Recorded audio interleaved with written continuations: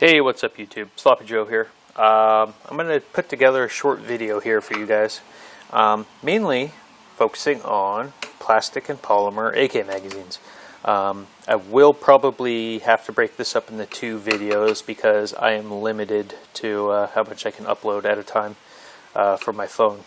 So I will dive into this and probably do two-parter if I have to.